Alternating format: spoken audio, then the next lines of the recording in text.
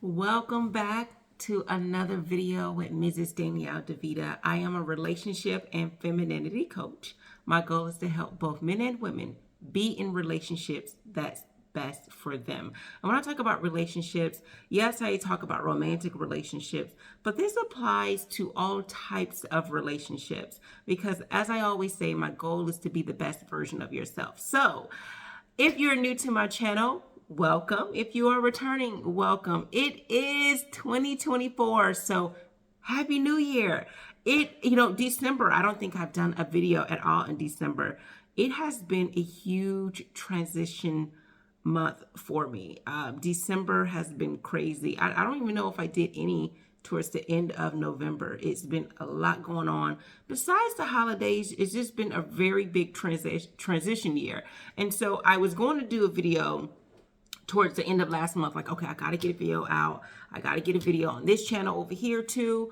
And then I thought, you know what? Let me pause and reflect on what I'm going to be talking about. So I am going to do a little bit longer videos because I try to shorten it for attention span, but I'm not doing that anymore. In fact, a lot of things are changing this year. So on this channel, I typically try to have shorter videos, have videos with other videos linked in so you can get an understanding of some conversations. But the sad reality is a lot of people need video to clue them into what's being said. And sometimes you just need to hear it, right? And I know it's hard to do that. You want to have some type of entertainment with it to capture your attention. But if entertainment is what you're looking for, you're not going to get that here. So I want to provide truth, right? I want to provide raw and whole truth. I want to give you wisdom. And so this is for both men and women, because a lot of times we want that entertainment to get us hooked. We want some type of, controversial issues to talk about. And while I was doing that before, talking about controversial issues, because I wanted to provide my take on it, on what others are saying, but there's no need for it, because all it does is it offers confusion, right? So we hear people talk about sexual compatibility and they need to do this, and they need to know this before they get with you. Really, all of that is lust, right? We hear people say, well, I want this kind of woman and these women aren't like this, right? And I say, focus on yourself. When you're the best version of yourself, people that are supposed to be in your lives are going to show up, right? And I say the same for women. You should not be looking for a man. You should not be on dating apps. You should not be going out looking for men. Men will come to you. You just need to walk in your femininity and they will be there, right? I talk about so many different things. So today I'm going to focus on wisdom. You either want it or you don't, right? And a lot of people say, I heard someone say, okay, another relationship coach, another, and that's just the term, relationship coach. But all I'm doing is offering my advice. Prior to even getting online, people were asking me so many questions. So I've been married for 13 years, going on 14 here in April of this year. I've been married for 14 years. I've been with my husband for 16 total. And a lot of times we ask people questions, but then when they offer it, we really don't want their opinion. But you'll go online, you'll listen to a whole bunch of half-truths. And I say half-truths because I've often talked about there are men on social media that are providing some truth. However, it's half-truths. One, they'll give you 5 videos with truth to it, back to back. And then they'll seep in something that's wrong, just dead wrong. It's a lie. It's a condemnation. It doesn't offer any willingness to want to help, or for others to have the willingness to want to help themselves. It just pretty much breaks you down. And then you listen to the video and you say, well, everything they said before is true. So then you think this is true. That's not the case.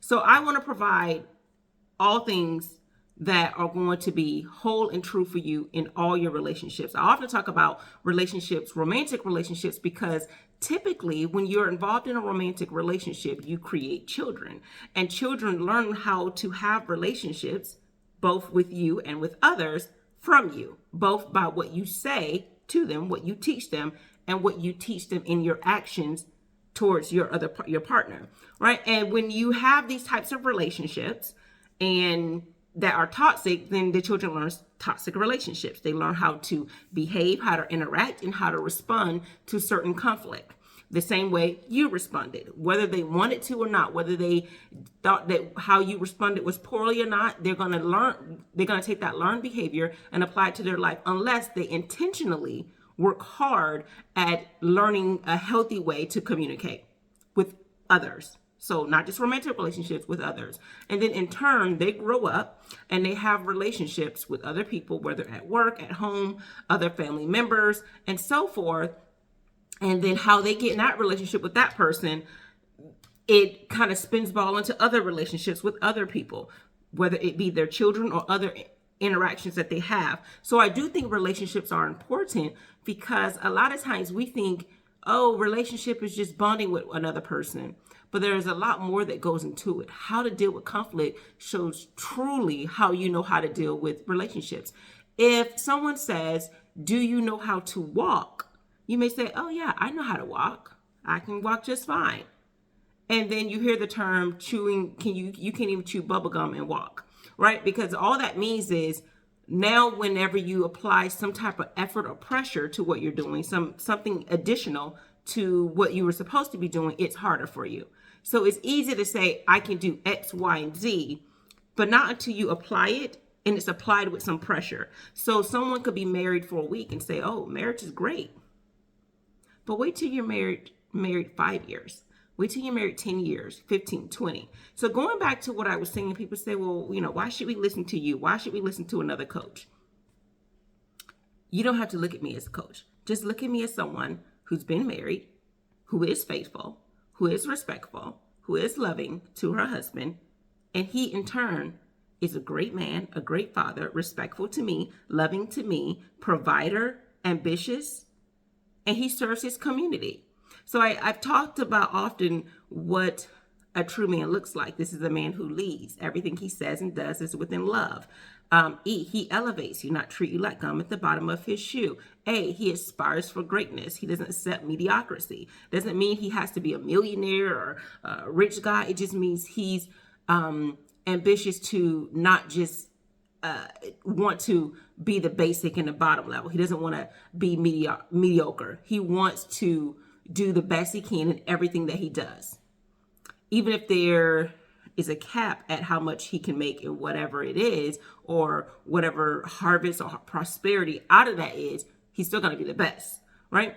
And so that's L-A, and then now D, he's dedicated to the things and the people who he says he loves, as he serves his community through his gifts, purpose, knowledge, and expertise. And he looks at marriage and family as a legacy. He knows family equals wealth. He's not going to just create babies around and say, well, this is my generational wealth. No, he's not going to do that, because he understands that there's an identity that he wants to protect for them, that they understand who they are and they're growing up in the same household. He understands that the woman who he creates these legacies with is just as important. So you're not going to be a guy that says, I want X, Y, and Z, and I am this kind of man. I am the prize, but you're dating trash women. No, that's not going to be the case. You're going to want to date people who are a representation of you. If you're dating trash people, no one can look at you as the prize. And going into the whole prize thing, I don't like the idea of that, is because what it does is you sell yourself short. Because what a lot of people are saying is, I am the prize. I am the prize. Which means the person that you happen to get with, you don't feel that they're a prize. You didn't want to get a great thing. You decided to be great and not want to also receive someone who is just as great as you are, right? So you're selling yourself short. You're not getting a prize. So when you call yourself, you are the prize and they are not, then you're looking at it all wrong. You're basically getting the short end of the stick. So I like to look at a marriage as it is a win-win situation. You both want to feel like you've won a great thing. You've won not just someone who is appealing to you, but someone who has a great mindset, someone who has great standards. You've won in that. That's a prized possession, right? When I see my husband, I see him as not just a man who can provide, but this is a man who is loving. He often tells me how he feels about me, and he shows it in his actions. So you want to make sure that you're in a relationship where there's reciprocity. And all of this is part of vetting. So a lot of times people want to apply these things, but they don't apply the very first thing that's necessary, which is vetting. Vetting is of a discernment. It's a making good judgment. And let's go ahead and talk about good judgment, because that's part of the wisdom that I said I wanted to talk about. I want this whole channel to be about wisdom. So if you want wisdom, let's get down to it and talk about how can you get this wisdom? How can you get this insight, right? So again, if you want wisdom, first you have to understand it, and just to make sure I make it known that wisdom is something that really comes from God. Basically, you want to do things God's way, right? And the first thing, that's different from knowledge. Knowledge is you just gain some understanding of something and you use it in that way. But wisdom is a form of that, but you apply it to your life in the way that the Bible says. So you can be wise, and you can be wise and you can be foolish. There's only two things you can do. Well, and you can be knowledgeable. Knowledge is where someone has all the wits. They've got their degree, they have an understanding, they're well read. But in a way, you have made poor judgment. We've seen people like that who are way at the top. They have all this knowledge, they're book smart, but they have no common sense when it comes to street smarts. And I mean just the basics of street smarts, understanding, they're a little naive when it comes to relationships. They're a little naive when it comes to a basic understanding of how the world works. But they have the book knowledge when it is applied to these set of genres, right? And then you have someone who is just foolish. They just do what they want. They live each day without even looking into the future of their decisions. I'll cross that bridge when I get to it, rather than let me go ahead and make a decision now so it won't affect me later in my 30s or in my 40s or my 50s or affect my children. Let me not act like this or put this online because I know this stays forever, right? They're thinking steps ahead. Let me maintain my brand. Let me maintain my reputation by acting and doing things according to this. So again, there's a difference between knowledge and foolish and wisdom. And first, you got to seek it. You got to want knowledge. You got to want the wisdom. And again, with wisdom, it's not something you just get and that's it. You have to still apply it to your life. And this is part of being accountable. Apply it to your life. Don't take the knowledge and then try to go and tell everybody else what they need to do. Apply it to your life. I say this because I've done that. I made sure that, at one point I was, my husband this, my husband that, right? And God was like, no, worry about you. And so I had to hold myself accountable. And so while I can say, hey, these are the things that you need to do, only things will not work out unless you apply it and you hold yourself accountable. I can tell you things. I can say, you should do this and this and this. But if you don't do it, nothing happens. Nothing changes, right? And so if you're going to seek it, you need to seek it from a credible source.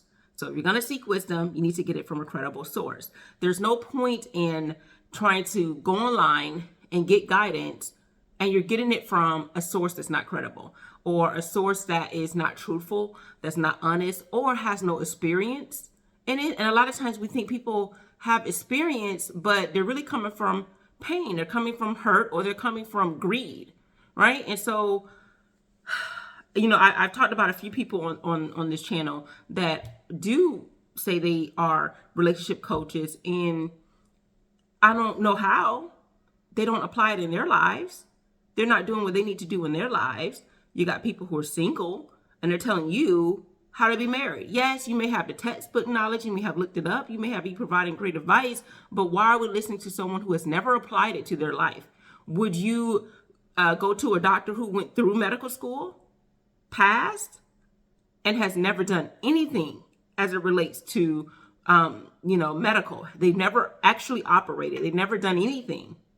So no, you want to get something from someone who has the experience, right? Even if they're in their residency, that's better than getting someone who has no knowledge, no experience at all. And this is why a lot of, a lot of schools are now doing internships and externships and things like that, because they know that people need to have some type of experience before they go out onto the job. And a lot of people here in the real world are applying all these things that they're hearing here, regurgitating the things they hear online and not even applying it to their life. So you're listening to someone who's never been married, but you're saying you want to be married as a man. You're saying you want to be married as a woman, right? And so again, this is part of vetting. The information you're getting from your parents or family members, friends, and people online. You want to look at the source.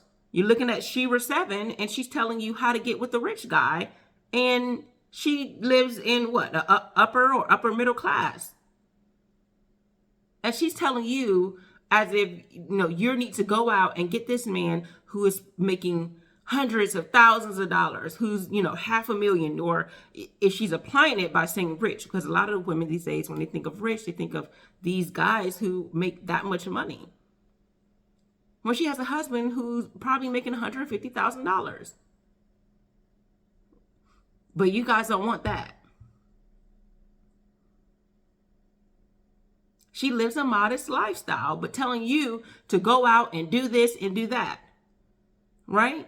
You'll listen to this other woman that tells you all the strategies to get with the man for his money, and she can't hook him and lock him down. You'll listen to, if you're a man, you'll listen to alpha male strategies, because a guy who needed to find ways to play the game because he couldn't get it without playing the game. You listen to another man who's been divorced twice and trying to tell you and tell every woman, okay, you need to be married, and then go and tell the men, don't listen to married men. Contradictory. Tell a woman, you ran through, you have a lot of miles, you may look good, but you have a lot of miles, your mindset is not there, and then go and tell the men you need to sleep with a woman on the first date if it's after 5. Contradictory. You'll have truth, false, half truth, but you'll believe it all because everything else was true. So now you'll believe everything to be true, when those 1-2 little things that they say will mess you up.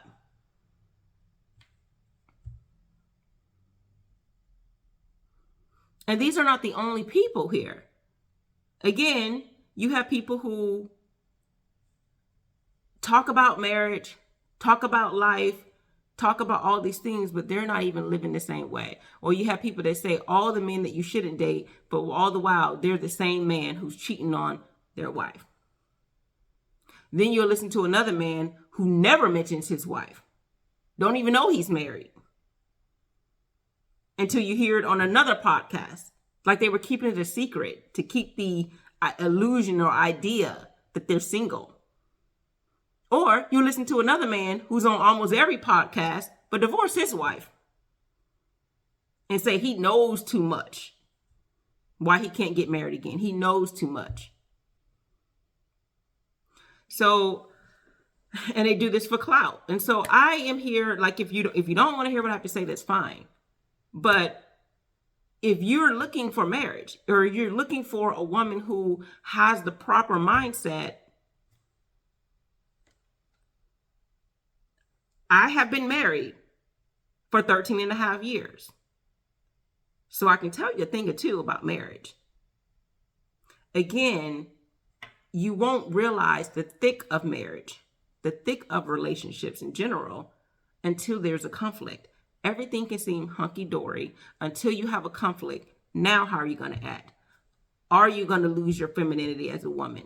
Are you going to step out of your masculinity and do all that hooping and hollering and yelling and screaming instead of maintaining your masculinity, maintaining your femininity as a woman in those situations, and say, I'm not here for the arguments. I want to have a discussion that's mature. Let's have it, or let's walk away. And then I posted a video on my TikTok page, a series of little clips of how guys should respond to women who are being combative.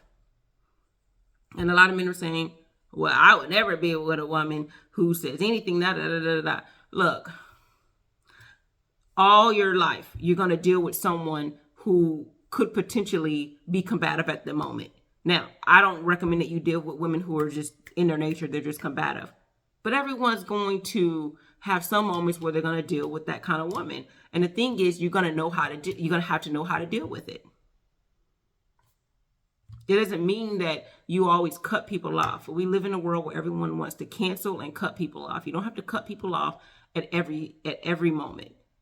Cutoffs is after you've mentioned it at least twice. Then you can say, you know what? Something's becoming a habit. So the first time someone does things, you address it. Hopefully they get better. The second time is just a reminder. After that, you like, look, I don't know what's going on. Right? And sometimes if people have been doing it for such a long time and you've allowed them to do it for such a long time, grace is needed to allow that old habit to go away. Sometimes we allow people to do something for years and ready to cut them off the minute you say, don't do this again. And then they slip up. But you've been letting them do it for 2 years. You know, we'll listen to the Tonight Show, a whole bunch of single people. One of them who I think I've done a video on where she's giving relationship advice to people, but she was carrying a man financially. Talk to a woman who has a provider. And then the mindset that she's okay with, okay, well, we can't pay rent, but we'll go watch a movie. Again, you have women who don't want to be married, don't want to be in a relationship, or men, even more so, men that don't want to be in a relationship, but they're okay with getting a woman pregnant. When getting someone pregnant is more costly, actually. Half the people don't even have anything for the assets to cut. You don't have property. A lot of you guys won't own a home, or you won't have children involved, or all you would have is children involved. And then that'll be a separate matter. But a lot of times you don't have property and a lot of division of finances that needs to be separated. That would be so cumbersome. At least with a divorce, you can just, move on. And then you have people saying, well, we shouldn't even get married at all because that's something that the man has made and legal documentation. No, that's the paperwork side of it is all legal. But the true source of marriage is, and I've done a video on it, the true source of marriage is the covenant. That's how you should look at it. All that mumbo jumbo stuff, that's just paperwork, that legal stuff. Just like when you get a house, there's paperwork involved. Just like you get insurance, there's paperwork involved. Just like you get furniture and buy things, you get a receipt, you got paperwork, and all of that is the legal stuff. But what you're actually doing, what the intent is a covenant. And that's how you should be looking at marriage. Whether you want to marry someone here in the States or out the States, either way, it's a covenant. And that's how you should view marriage. And if you view relationships as something that's supposed to be beautiful but requires work, again, I don't like to say marriage is hard. I like to say marriage requires effort because it can look effortless. It can look like that. You can make it look easy.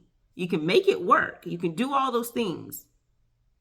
But it really requires effort. It requires you each and every day to reciprocate love. Even if that day that person isn't showing it. You do you.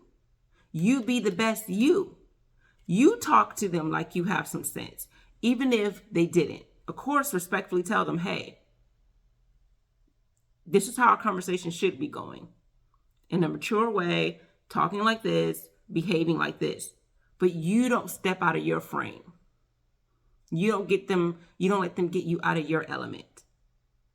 And a lot of times the main issue in vetting is a lot of people don't know when to let go. That's the hugest thing in vetting. First, you're not getting with someone who has proper morals, values, and standards. That's one. You got with them knowing they never had the proper morals, values, and standards. Then, or you didn't know whether they have that or they appeared to have that. And then when it was revealed to you that they didn't have the morals, the values and the standards that you want them to have, you didn't cut it off. You didn't let it go. That's what vetting is.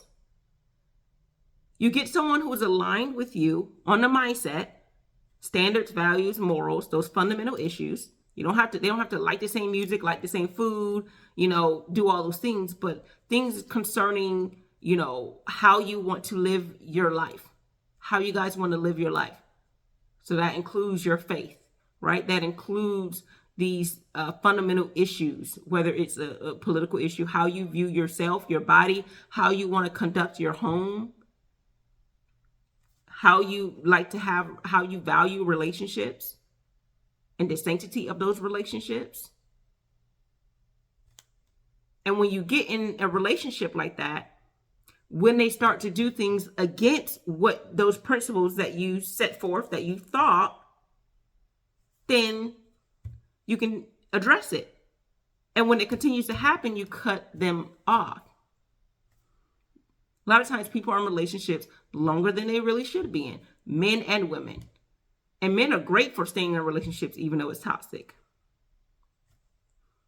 And women will stay in a relationship, drag it out, it's toxic, and then finally break up and then say how no good that this man was. You stayed with them. So the problem is more so you. All they did what you let them do. But you stayed. You wouldn't have that heartache if you didn't stay. And a lot of men are in relationships where you were only in that relationship for lust. And then you complain that this person isn't X, Y, and Z. When you never intended to get in that relationship for a healthy relationship. You got in it for one reason. And now that you got it, now you see all their wrongs. This is vetting. A lot of times people aren't making proper decisions, not just in relationships, but who they're friends with, the people that they're, the family members that they're hanging around with, the kind of jobs you get. Make decisions now that's going to help your future.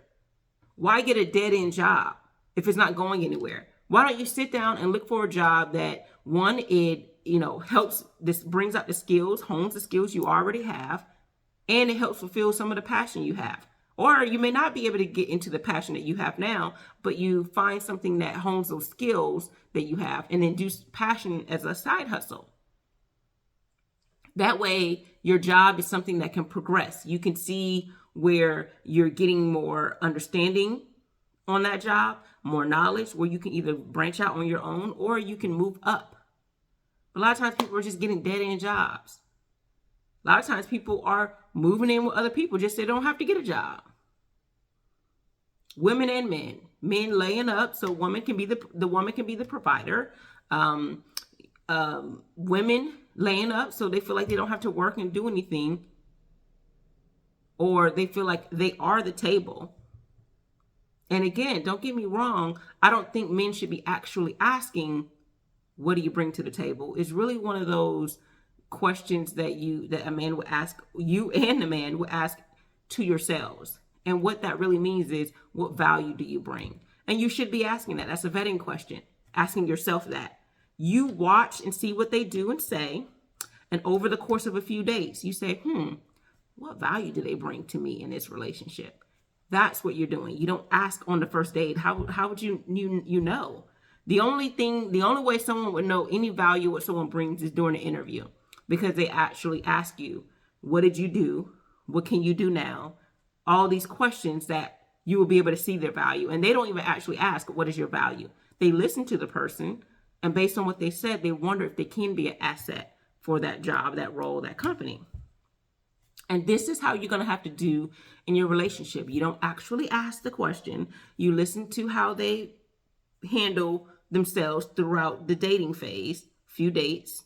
And within a few dates and long conversations, you should know what value they bring to you in the relationship. But a lot of times you don't want to go on dates. You don't want to go on dates where it requires talking. You want to go on these fancy dinners where you got food in your mouth, where you can barely talk. All these activities where all you're doing is enjoying yourself and spending money, but you don't get to understand the person. Coffee dates are the best dates. Walk in the park, lunch, all these dates. See, when you do dinner, you got to worry about going home, the safety, what happens at nighttime. But when you are having these dates where there's not much activity going on, but it requires you to have full conversation, an hour-long conversation, you get to know a lot about a person. Why they are there, why they have that job, why, and when I say there, like what made them want to come on this date, right? Why are they there? Why are they living where they're living? And sometimes people bring up family situations, job situations. Then you learn about their passions. You learn about how they feel about the world and certain things, their viewpoint. And then you, right? They learn all of that about you. And so when you start to learn these things, then you can determine, is this the person right for me? Do they have morals, values? Do they have good character? Good character will handle a lot of these things. A lot of the issues that a lot of both men and women are having in relationships it's a character issue. A lot of people have character flaws, and you don't address it at the right time. You address it after they've been exhibiting that flaw for so long. Now you're stressed out. But if someone exhibited a flaw twice, the third time, and you let them go, you're not stressed out because you didn't have to deal with that flaw that many times. You addressed it, and this is why I say you address it in the beginning, what you want. So really, they already know. So the first time is usually enough if you've already addressed it prior to anything ever happening. But if you had to address it because you never brought it up before the first time to them, then a reminder. These are crossroads. A lot of times people don't know how to end the road. There's a song by Boyz II Men, End of the Road. In that song, they didn't know how to let it go. They were at the end of the road and they did not know how to let it go. Listen to the lyrics of that song. They were in a relationship that was toxic, but they decided to stay in a relationship with a woman. And then now that same man, not saying them particularly, but that same man who probably had those same experiences like in that song will now be on social media listening to Red Pill, a man who's been divorced two or three times, and then now thinking all women are trash. But it was the woman they chose, and instead of holding themselves accountable that they didn't choose the right woman, they decided to get mad at all women and say all women are trash. And then now this person is their God. The same person that said women are dying alone, they died alone. And this is not no hate, but this is the truth, right? We say we want the truth, but then when we get something that we don't like, we're upset. Again, not to say that these people on social media have never told the truth about a lot of things. They have. But the thing that hurts a lot of viewers is that when they listen to so much truth and then they get something that's a complete lie, false, that can derail someone. That's how you get them. And that's the whole point with a lot of these games. Think about 3-card Monte. They let you win in the beginning. You feel like you're doing good. You winning. You're doing good. So what it does is you invest more money, invest more time. You put more money in until you get all the way to the end and you'll lose all your money. You win all in the beginning and then they take your money at the end. They swindle you. And a lot of these people on these podcasts and things like that is what they're doing. They give you a lot of good game. You're getting it, and now you invest more time, more of your energy listening to this mess, and all of a sudden, they throw you an okie doke, and that derails you. Now you take that, apply it to a relationship, it fails, and it brings up so much more drama. And you're like, what happened? Because you were listening to so much, doing good, everything was working until that one half truth or that one lie messed you up. A lot of people won't admit it. They won't.